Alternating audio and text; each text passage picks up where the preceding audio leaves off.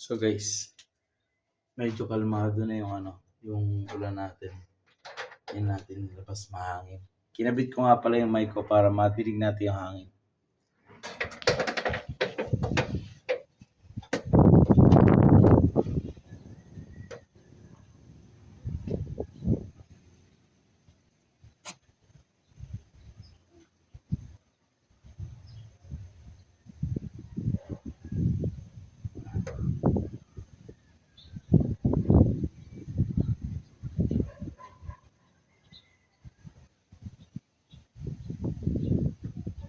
Kalmado na yung ulan.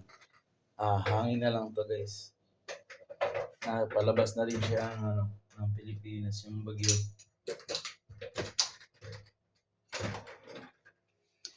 Bukas tayo ng TV para nakita natin yung updates.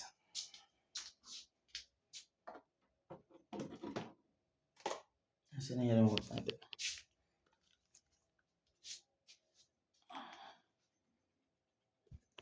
Kanina pa ako gising guys, kaya lang tinatamad ako maggawa ng content kasi antok pa ako.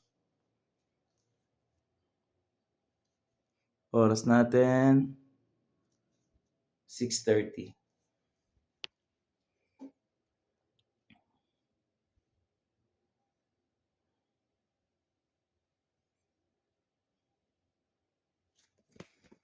Tagal mag-open. Ito nga pala yung pusa ko guys. Inhit yarn. Yung Christmas tree namin. Ngayon ko lang naaalala na meron nga pala akong ganito setup ng tripod tsaka microphone na pwedeng gamitin. Open ko lang tong TV natin. Tapos YouTube.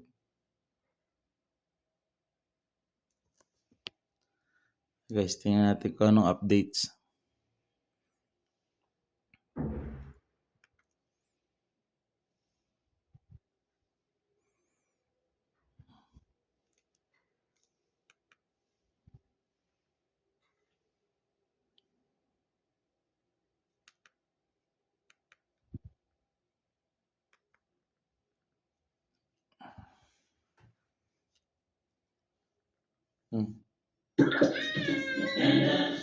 Pasko na ulit.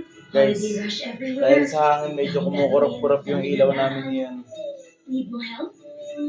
Hindi ko sure kung mawawala ng kuryente pero nakakurap yung ilaw namin. Namatay siya kanina.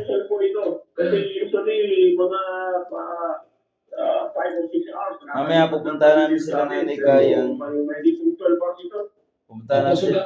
Pupunta namin yung mga magulang ni Mary kasi yung puno malapit do sa kuryente namin bumagsak.